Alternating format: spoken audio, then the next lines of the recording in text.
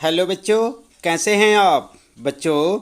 आज हम पढ़ेंगे क्लास 10th सामाजिक अध्ययन के अंतर्गत लोकतांत्रिक राजनीति विषय का दूसरा अध्याय संघवाद।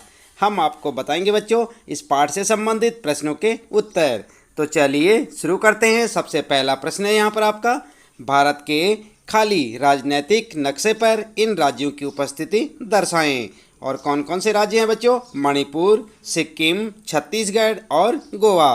तो आपने अपने उत्तर में इस प्रकार से एक भारत का मानचित्र बनाना है और इसमें आपने राज्यों को दिखाना है। आप देख रहे हैं यहाँ पर, ये है छत्तीसगढ़, ये है गोवा, ये है सिक्किम और ये है मणिपुर। तो इस प्रकार से आप बच्चों भारत के मानचित्र को बना सकते हैं और उसमें राज्यों की स्थिति दिखा सकते हैं। इसके बाद बच्चों आपका फिर आता है दूसरा प्रश्न और यहाँ पर पूछा है, विश्व के खाली राजनीतिक मानचित्र पर भारत के अलावा संघीय शासन वाले 3 देशों की अवस्थिति बताएं और उनके नक्शे को रंग से भरें। देश हैं कनाडा, अमेरिका और बेल्जियम। आप देख रहे हैं यहाँ पर, इस प्रकार से आप विश्व का मानचित्र ले सकते हैं या अपनी नोटबुक में बना सकते हैं। उस पर आप दिखाएंगे ये है बेल्जियम, ये है संयुक्त राज्य अमेरिका और ये है कनाडा। ठीक है, तो इस प्रकार से आप दिखा सकते हैं विश्व के मानचित्र में। इसके बाद बच्चों फिर आता है आपका तीसरा प्रश्न और यहाँ पर पूछा है, भारत की संघीय व्यवस्था में बेल्जियम से मिलती जुलती एक विशेषता और उससे अलग एक विशेषता को बताएं। उत्तर क्या लिखेंगे? उत्तर आप ठीक इस प्रकार से लिखें बच्चों। नंबर 1 लिखें पहले यहाँ पर, बेल्जियम से मिलती जुलती व्यवस्था, और हेडिंग डालकर लिखेंगे बच्चों, भारत में संविधान ने मौलिक रूप से 2 स्तरीय शासन व्यवस्था का प्रावधान किया था। कौन कौन सी 2 स्तर की? नंबर 1 ये संघ सरकार और दूसरा राज्य सरकारें। केंद्र सरकार को पूरे भारतीय संघ का प्रतिनिधित्व करना था और अलग अलग राज्यों के लिए राज्य सरकारें होंगी। केंद्र और राज्यों के बीच शक्तियों का बंटवारा संविधान में विषयों की 3 सूचियों के द्वारा कर दिया गया। बेल्जियम में भी केंद्र और राज्य 2 प्रकार की सरकारें हैं और दोनों ही अपने अपने क्षेत्र में स्वतंत्र हैं। ठीक है, तो इस प्रकार से आप लिख सकते हैं बच्चों। उसके बाद दूसरा पॉइंट लिखेंगे, बेल्जियम से अलग एक विशेषता, और यहाँ पर लिखेंगे केंद्र और राज्य सरकारों के बीच सत्ता का बंटवारा हमारे संविधान की बुनियादी बात है। अधिकारों के इस बंटवारे में बदलाव करना आसान नहीं है। अकेले संसद इसमें परिवर्तन नहीं कर सकती। इसके लिए पहले संसद के दोनों सदनों में 2/3 बहुमत से प्रस्ताव पास करना होगा, फिर कम से कम आधे राज्यों की विधानसभाओं से उसे मंजूर करवाना होगा। इसलिए इस विशेषता को कठोर संविधान कहते हैं। यह संघात्मक शासन के लिए जरूरी है। आई बात समझ में? इस प्रकार से आप अपने तीसरे प्रश्न का उत्तर लिख सकते हैं बच्चों। अच्छे से लिखें, पॉइंट बनाकर लिखें। इसके बाद बच्चों फिर आता है आपका चौथा प्रश्न और यहाँ पर पूछा है, शासन के संघीय और एकात्मक स्वरूपों में क्या क्या मुख्य अंतर हैं, इसे उदाहरणों के माध्यम से स्पष्ट करें। तो उत्तर में आप किस प्रकार से लिख सकते हैं बच्चों? आप उत्तर लिखेंगे, संघीय शासन व्यवस्था में सर्वोच्च सत्ता केंद्रीय प्राधिकार और उसकी विभिन्न आनुषंगिक इकाइयों के बीच बंट जाती है। आमतौर पर संघीय व्यवस्था में 2 स्तर पर सरकारें होती हैं। उदाहरण के लिए भारत में केंद्र सरकार और विभिन्न राज्य सरकारों के बीच शक्तियों को बांटा गया है। बात करते हैं आगे एकात्मक की। तो एकात्मक व्यवस्था में शासन का एक ही स्तर होता है और बाकी इकाइयां उसके अधीन होकर काम करती हैं। उदाहरण के लिए श्रीलंका में राष्ट्रीय सरकार के पास सभी शक्तियां हैं। इस प्रकार से आप चौथे प्रश्न का उत्तर लिख सकते हैं बच्चों और साथ साथ याद भी करें। फिर आता है आपका 5वां प्रश्न और यहाँ पर पूछा है, 1992 के संविधान संशोधन के पहले और बाद के स्थानीय शासन के 2 महत्वपूर्ण अंतरों को बताएं। उत्तर में आप लिख सकते हैं बच्चों। उत्तर लिखेंगे, भारत में सत्ता के विकेंद्रीकरण के लिए सभी राज्यों में गांव के स्तर पर ग्राम पंचायतों और शहरों में नगर पालिकाओं की स्थापना की गई थी, पर उन्हें राज्य सरकारों के सीधे नियंत्रण में रखा गया था। इन स्थानीय सरकारों के लिए नियमित ढंग से चुनाव भी नहीं कराए जाते थे। इनके पास न तो कोई अधिकार था न कोई संसाधन। 1992 में संविधान में संशोधन करके लोकतांत्रिक शासन व्यवस्था के तीसरे स्तर को मजबूत बनाया गया। और किस प्रकार से बनाया गया, इसको आप पॉइंटों में लिख सकते हैं बच्चों। नंबर 1, अब स्थानीय स्वशासी निकायों के चुनाव नियमित रूप से कराना संवैधानिक बाध्यता है। नंबर 2 लिखेंगे, निर्वाचित स्वशासी निकायों के सदस्य तथा पदाधिकारियों के पदों में अनुसूचित जातियों, जनजातियों और पिछड़ी जातियों के लिए सीटें आरक्षित हैं। तीसरा पॉइंट लिखेंगे बच्चों, राज्य सरकारों को अपने राजस्व और अधिकारों का कुछ हिस्सा इन स्थानीय स्वशासी निकायों को देना पड़ता है। अगला पॉइंट लिखेंगे नंबर 4 पर, कम से कम 1/3 पद महिलाओं के लिए आरक्षित हैं। पांचवां पॉइंट लिखेंगे बच्चों, हर राज्य में पंचायत और नगर पालिका चुनाव कराने के लिए राज्य चुनाव आयोग नामक स्वतंत्र संस्था का गठन किया गया। आई बात समझ में? इस प्रकार से आप लिखते चले जाएंगे। इसके बाद लिखेंगे अंत में, इस संशोधन द्वारा स्थानीय स्तर पर शासन को अधिक शक्तिशाली और प्रभावी बनाया गया।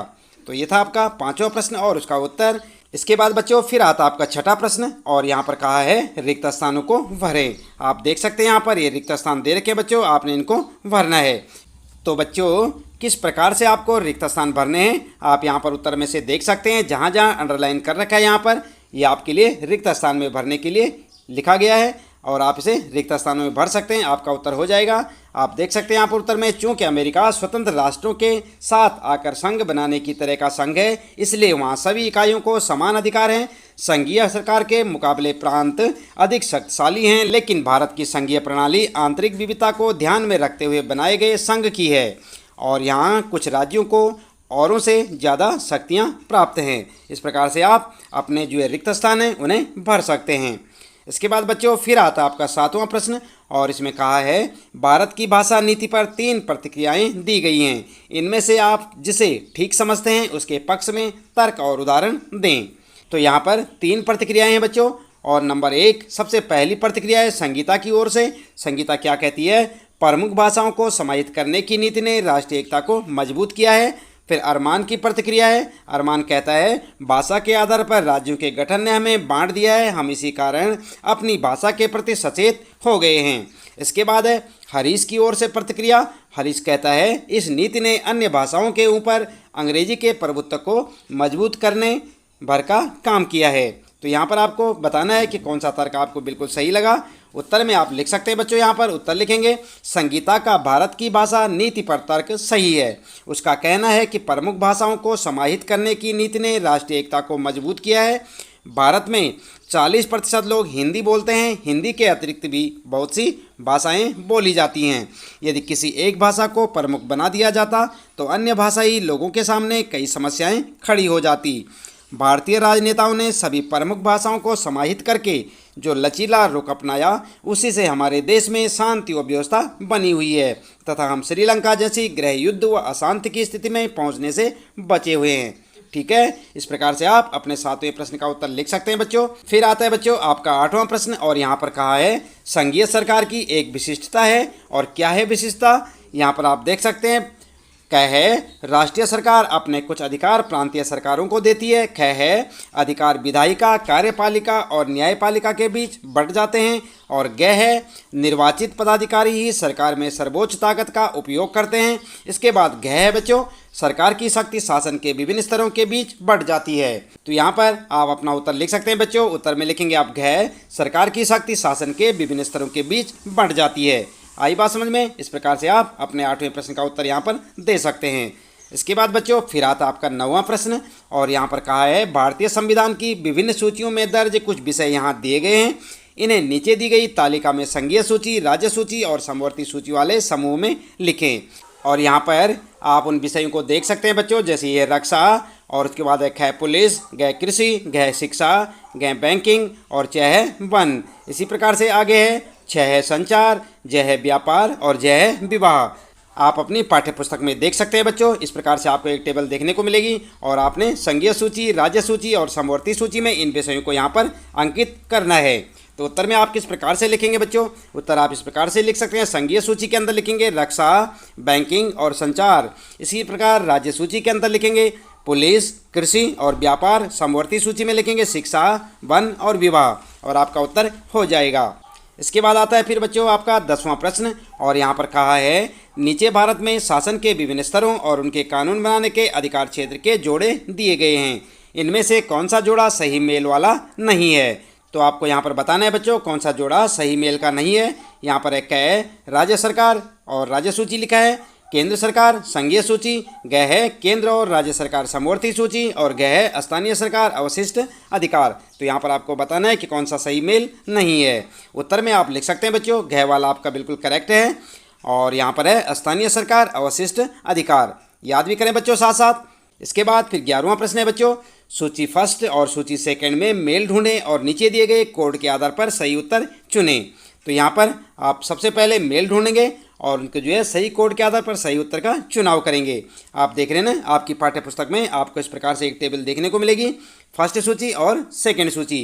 और यहाँ पर लिखे है भारतीय संघ, राज्य, नगर निगम, ग्राम पंचायत, और सेकंड सूची में यहाँ पर प्रधानमंत्री, सरपंच, राज्यपाल और मेयर। ठीक है, तो इनका आप मेल भी करेंगे और सही कोड ढूंढेंगे। इस प्रकार से आपको फिर एक दूसरी टेबल देखने को मिलेगी बच्चों, और इसमें से आप देखेंगे कि सही कौन सी है। तो उत्तर में आप लिख सकते हैं बच्चों, ग वाला जो है मेल यहाँ पर बिल्कुल सही है और सही कोड है। ग में है अ, स, द और ब।